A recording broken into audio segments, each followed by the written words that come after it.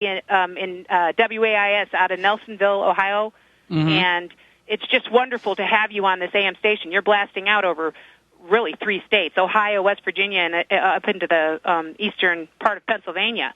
And it's been a great blessing. Oh, yeah, I am so excited. And well, I am too, obviously, yeah. But, you know, you're absolutely right, and I don't feel hate for those people who aren't seeing the truth. For one thing, they're an endangered species right now, so maybe we ought to corral some of them up and put them in a preserve someplace.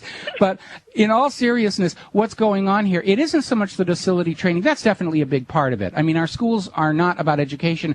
They're about indoctrination. You know, now, instead of reading, writing, and arithmetic, we've got global warming awareness education. We've got gay awareness and tolerance training. We have Holocaust education is now the big thing in all of our schools, and now they're going to add 9/11 education. And this is my point. So what it is it's a set of lies.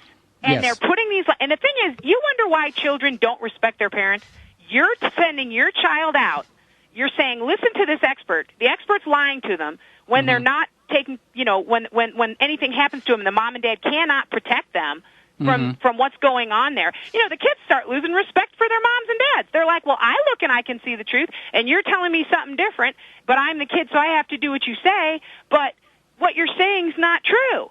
And so what happens a big is part of children love truth. You really, the station that you're on is first place. It's number one. And you know why? Because you're on there talking truth on a daily basis. And in the end, who wants to be lied to? So by way of solution, I'm just calling to say, let's strike at the root of this thing. I'm in Ohio. There's a $50+ billion budget. More than half of it's used on education. Think about what $26 billion would stimulate in terms of purchasing in the economy if it was in the pockets of mothers and fathers of American people. And that's the thing. True. They're stealing the money out of our pockets, using it to destroy our children, teaching them all that garbage that you just repeated. They've got a remedial math and remedial English to get into college. Well, if you didn't learn in 13 years and $25 billion, you know, what's going to make you learn?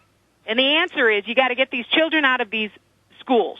They're not efficient. I absolutely agree with you. Absolutely agree with you. I actually, years and years ago, I taught a year of remedial math at the high school level. I actually liked teaching. In fact, I was a college professor, associate professor, over here at UH Manoa a few years back, and I loved it, and I loved working with the kids, and I was teaching computer animation and stuff. But back when I was teaching the remedial math at the high school level, I only did it for 1 year, and I got so ticked off with the administration, I quit, and that's kind of when I started going into other things with my life.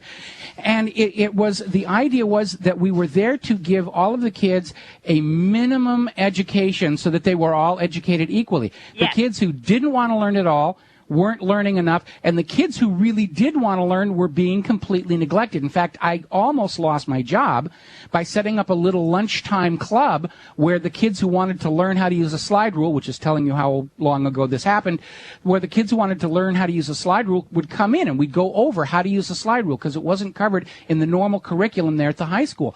And when the administration found out, man, you would have thought I was molesting those kids in that classroom. And this is my point. Their goal is not the education of your children.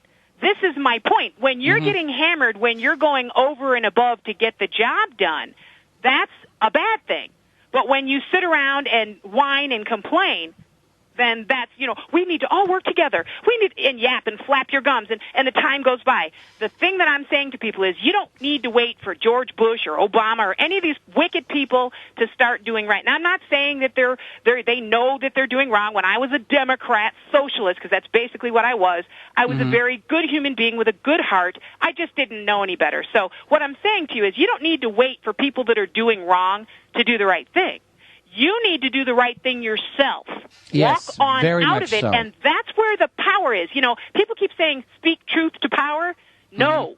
Speaking truth is the power. And then last thing real quick, we're a republic. We are not a democracy. Number one, I had a very old man tell me on the radio one time, straighten me out, and I never forgot it. We are a republic. And that's supposed exactly to be all correct. people equal under the law, not democracy, the majority rules.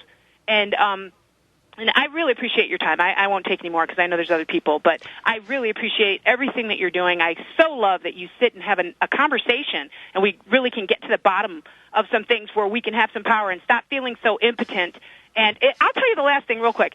The people who have their children in these schools, every time you withdraw a child from school, depending on where you are, the school's losing $10,000, $12,000, $15,000 that's being stolen from one guy, another one of your neighbors, to contribute to this education that's supposed to be so good for your child. Okay, so Lauren, we got to let you go. Lauren, we got to let you go. We're at the end of the show, but call in again. I love the call. Want to talk to you again. That's it. We'll be back tomorrow at 11 a.m. Genesis Communication Network. End of the week wrap up. Until then, stay safe, stay well, drive carefully, eat lots of cinnamon, and aloha, America.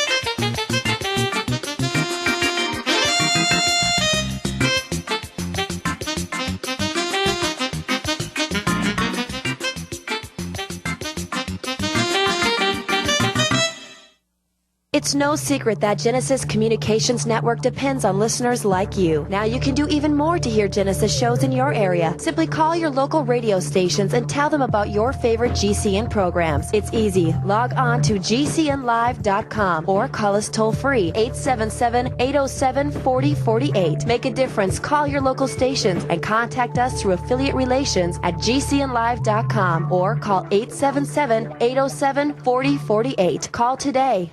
Hi, this is Ted Anderson. Have you ever wondered why banks, stockbrokers, investment advisors won't talk about gold IRAs? They've been available since 1986, yet the financial industry won't recognize the value of gold for your retirement. Gold has outperformed paper investments, yet no word about IRAs. If you would like to have gold for your retirement, call 800-686-2237. Don't get left behind by rising inflation and low returns. Call 800-686-2237. Secure your future and call 1-800-686-2237.